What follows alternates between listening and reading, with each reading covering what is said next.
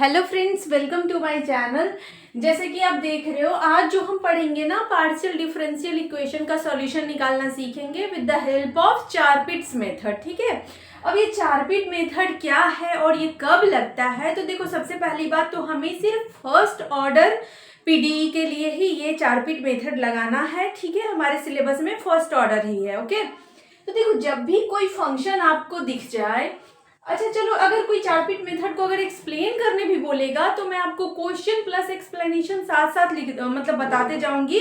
आप अपने एग्जाम में दोनों को मिक्स करके लिख सकते हो। ठीक है, जैसे फॉर एग्जाम्पल मैं अगर बोलूं आपसे कि कोई भी फंक्शन ऐसा दे दे, जैसे एक एग्जाम्पल मैं लिख रही हूँ, जैसे मान लो कि आपके पास एक एग्जाम्पल है P square plus Q square Y is equals to Q Z.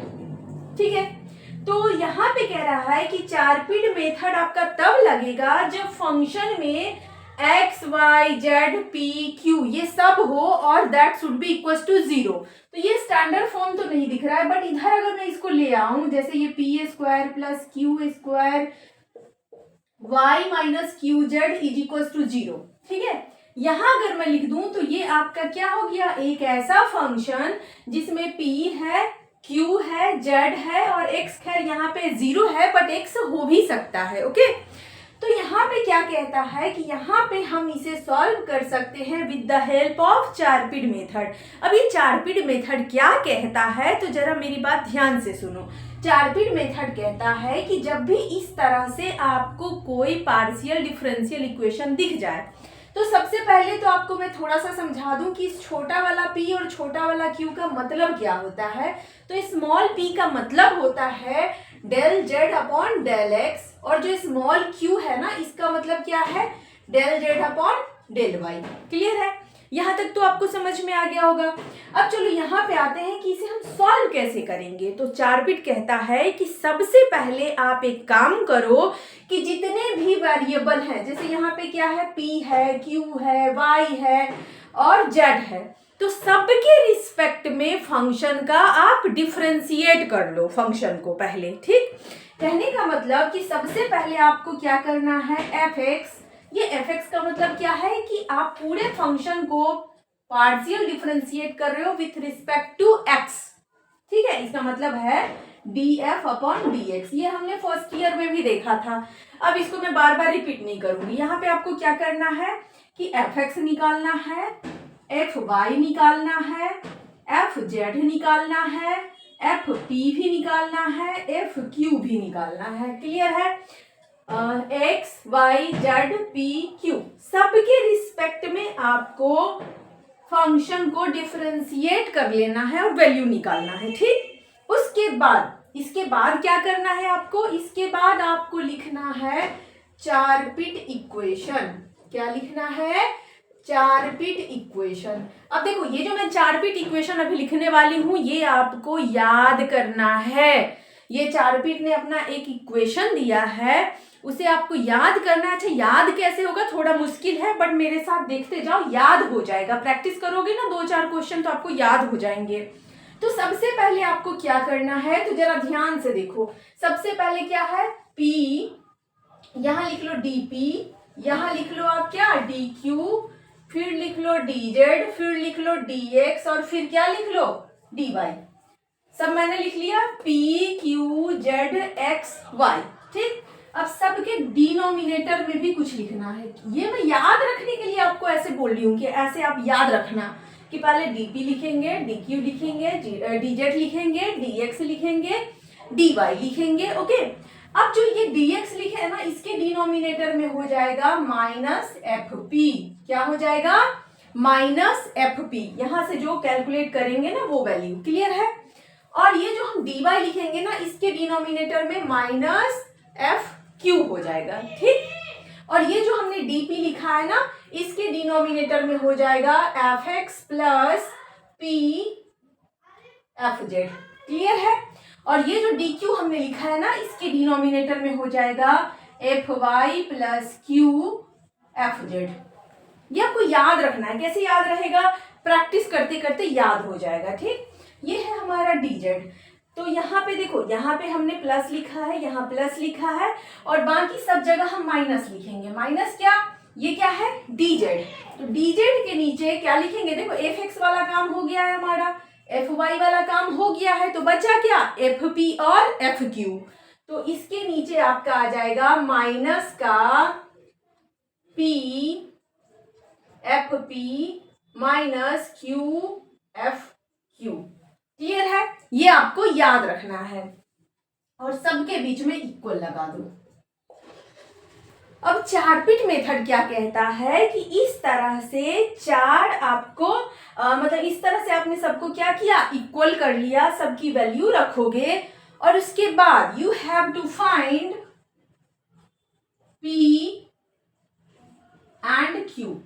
आपको क्या करना है, p और q निकालना है with respect to other variable X Y Z जो भी है आपके, उसके रिस्पेक्ट में p और q निकाल लेना है आपको और फिर यूज करना है, then use dz is equal to x dp plus y dq, sorry dz is equal to p dx plus q dy। Clear है। अब यहाँ से p निकालेंगे, q निकालेंगे और यहाँ पे इसकी वैल्यू रखेंगे और वैल्यू रखने के बाद इंटीग्रेट करेंगे और इंटीग्रेट करने के बाद z इज इक्वल टू आपका समथिंग आएगा with respect to X Y आएगा, मतलब इधर z आएगा LHS में और RHS में क्या आ जाएगा, एक्स वाई आ जाएगा, वही आपका क्या हो जाएगा, सॉल्यूशन हो जाएगा यूजिंग चारपिट मेथड। अब आप कहोगे कि यहाँ से तो कुछ भी समझ नहीं आया, तो बिल्कुल थोड़ा बहुत आइडिया लगा है, ये आपका चारपिट मेथड का इंट्रोडक्शन है। अब मैं ये जो एग्जांपल अभी दी हूँ ना, ये आपका पूछा हुआ क्वेश्चन है, इस क्वेश्चन को करके दिखाऊंगी मैं चारपिट मेथड से कि इस क्वेश्चन को हम कैसे करेंगे। तो फटाफट इसे आप स्क्रीनशॉट ले लो इसका, ओके। सो मैंने टाइम को थोड़ा बचाने के लिए वीडियो को एडिट कर दिया है, थोड़ा सा बीच में से मैंने काट दिया है वीडियो को, तो देखना जरा ध्यान से कि मैंने आपको क्या बताया कि सबसे पहले आपको फंक्शन को सारे वेरिएबल के रिस्पेक्ट में डिफरेंशिएट कर लेना है, पार्शियल डिफरेंशिएट कर लेना है। यहाँ पे x के रिस्पेक्ट में डिफरेंशिएट करोगे तो 0 आएगा, y के रिस्पेक्ट में करोगे तो p square plus q square आएगा, और जब आप z के रिस्पेक्ट में करोगे, देखो z के रिस्पेक्ट में करोगे, और ये पहले तो फंक्शन देखो आपका असल में है क्या, ये है p square plus q square y minus Q Z is equal to 0, है ना।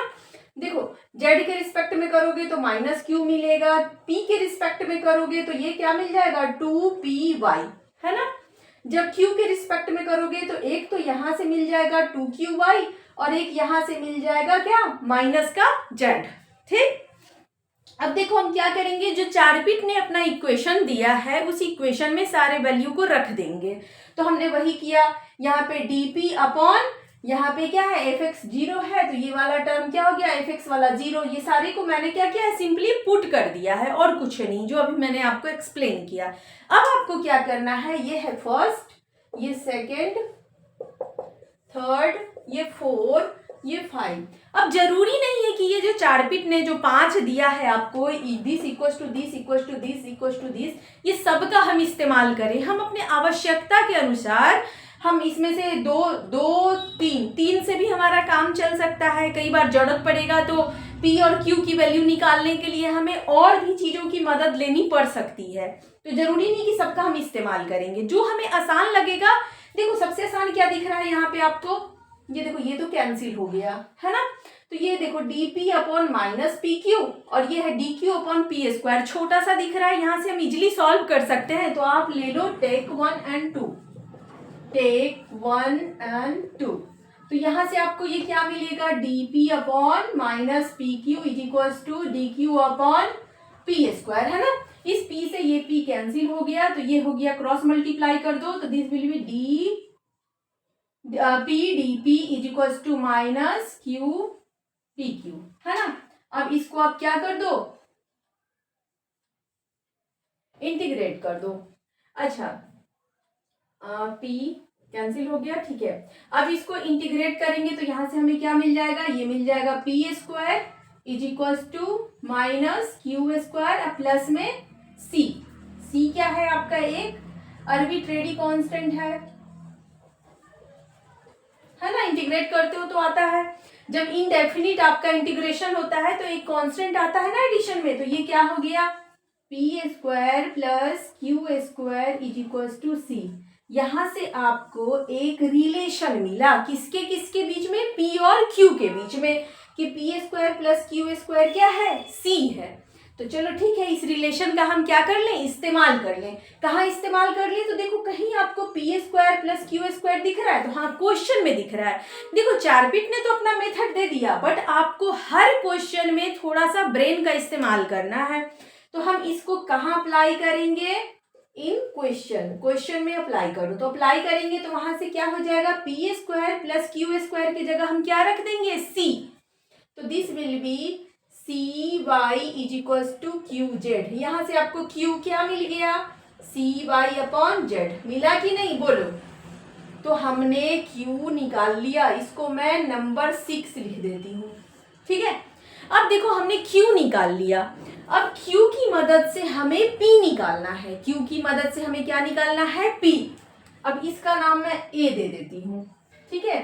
तो ये जो क्यू है ना, इसको पुट करो कहाँ, यहाँ पे ए में, तभी तो हमें पी मिलेगा ना।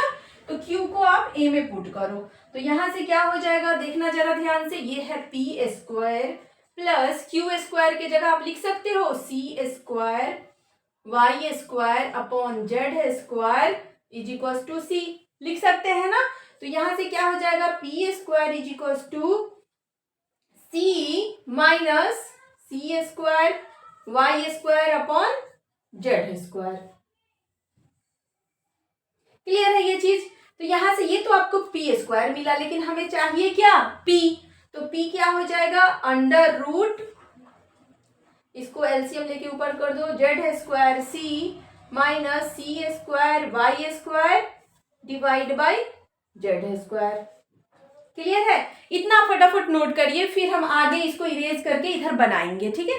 थोड़ा थोड़ा आपको दिख रहा होगा कि हमने क्यू निकाल लिया है और हमने पी भी निकाल लिया है, और यही तो हमें करना था। अब हम सिंपली डीजेड वाला इक्वेशन का इस्तेमाल कर लेंगे।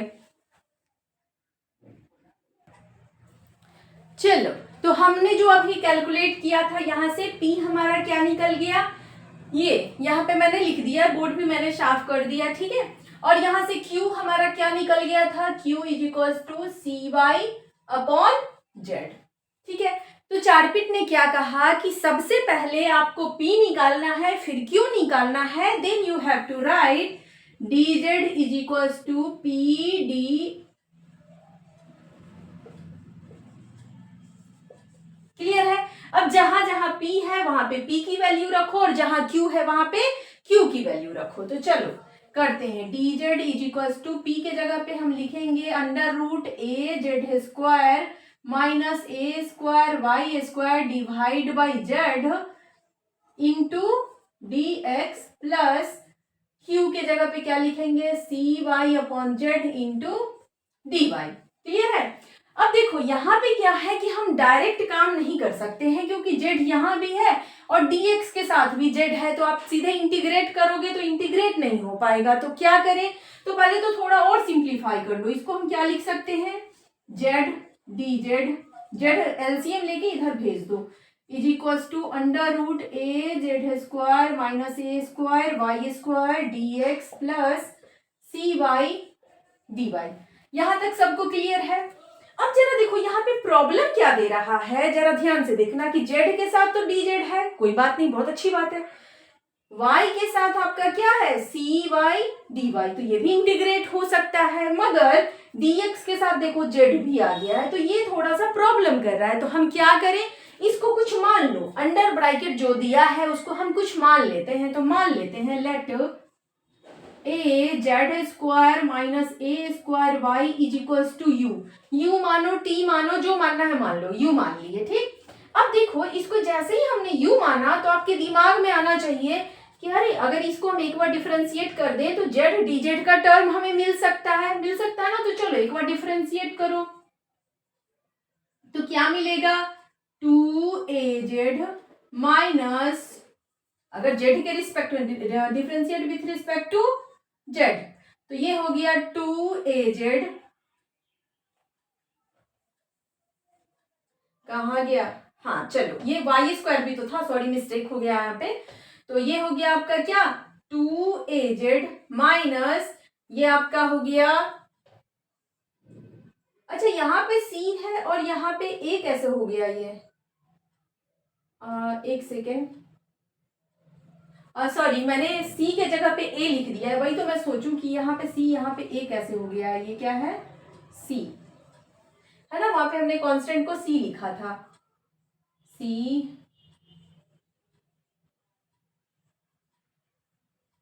c c और ये भी आपका क्या है c।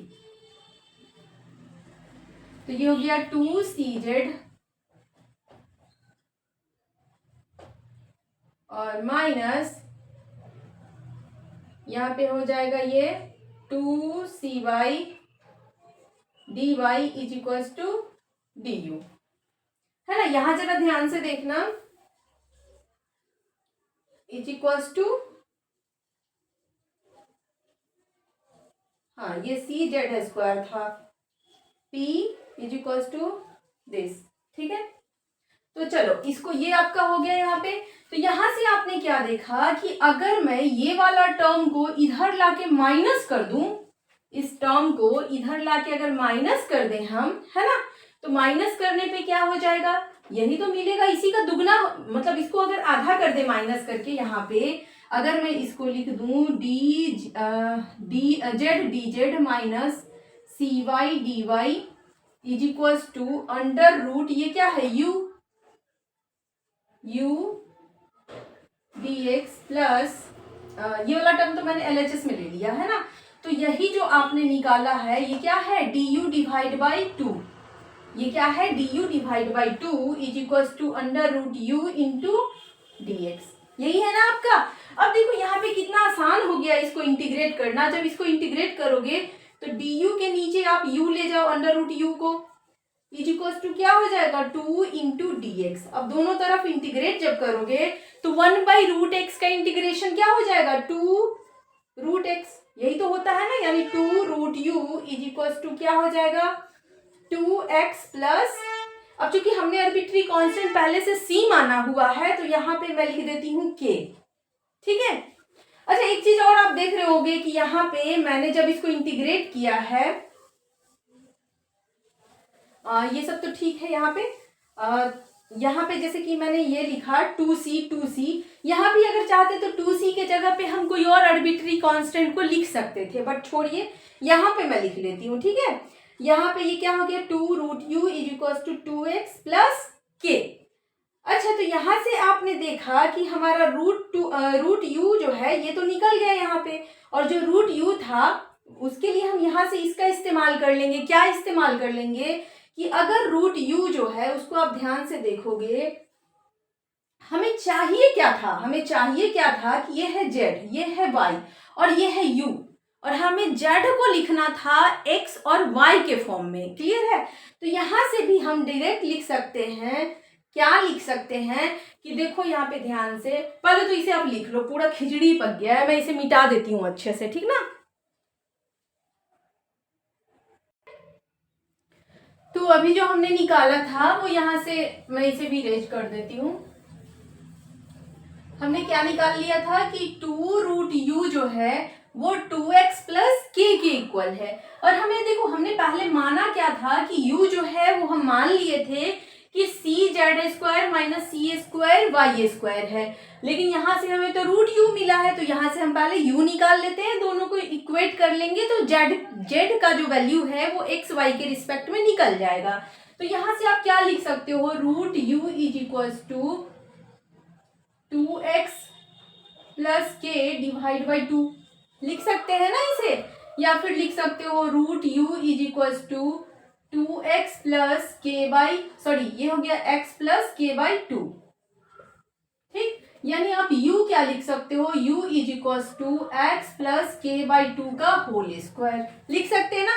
अब देखो आप चाहो ना तो इस k बाई 2 को एक दूसरा आर्बिट्री कांस्टेंट भी मान सकते हो कि let k by 2 is equals to m, तो आप क्या लिख सकते हो u is equals to X plus m का होल स्क्वायर, ये लिख सकते हैं ना। अब आपको क्या करना है, इसे मैं b मान ले रही हूँ। अब इस b की वैल्यू यहाँ पे आप क्या करोगे, पुट कर दोगे। तो यहाँ से हम लिख सकते हैं C Z square minus C square Y square is equals to X plus M का होल स्क्वायर। यहाँ से आपको क्या मिल जाएगा, देखो यहाँ से आप लिख सकते हो C Z square is equals to, इसको इधर भेज दो तो एक्स प्लस एम का होल स्क्वायर माइनस ये इधर आके plus C square Y square. Clear है ये चीज। अब देखो यहाँ से c को सब में क्या करो, c से आप डिवाइड कर दो, ठीक है। तो ये आपका क्या निकल के आ गया, सॉल्यूशन निकल के आ गया। क्लियर है। तो देखो ये ना बहुत सारे क्वेश्चन आप प्रैक्टिस करोगे ना, तो प्रैक्टिस करने के बाद आप खुद ही बनाने लगोगे। बोर्ड पे इतने बड़े बड़े क्वेश्चन करना ना मेरे लिए भी बड़ा मुश्किल सा हो रहा है, क्योंकि एक बार इरेज कर दे रही हूँ ना तो पीछे का पता ही नहीं चल पा रहा है मुझे। तो ये आप ना कॉपी पे खुद से करिए। आज के लिए मैं आपको एक होमवर्क देके जा रही हूँ। होमवर्क क्या है आपका, तो देखना ध्यान से। ये आपका होमवर्क रहेगा कि एक क्वेश्चन दिया हुआ है 2z(x) minus px square minus 2qxy plus pq is equals to 0। Clear है। आपको क्या करना है, इस इक्वेशन का सॉल्यूशन निकालना है यूजिंग 4 पिट मेथड। तो क्या करोगे, मैंने पहले ही बताया कि सबसे पहले आपको fx निकाल लेना है, यानी x के रिस्पेक्ट में डिफरेंशिएट करके, फिर fy, फिर fz, फिर fp, फिर fq। उसके बाद 4 पिट की इक्वेशन में सबकी वैल्यू डाल देना है। डालने के बाद दो दो इक्वेशन को इक्वेट करके कैसे भी करके p और q की वैल्यू निकालनी है। जब वैल्यू निकल जाएगा देन क्या करना है, लिखना है आपको कि dz is equals to p dx plus q dy, और वहां पे रख के फिर इंटीग्रेट करके कैसे भी करके दिमाग लगा के z की वैल्यू निकालनी है आपको with respect to x and y। Okay, so keep watching and इस क्वेश्चन को बना लीजिएगा and supporting me. Thank you, bye bye.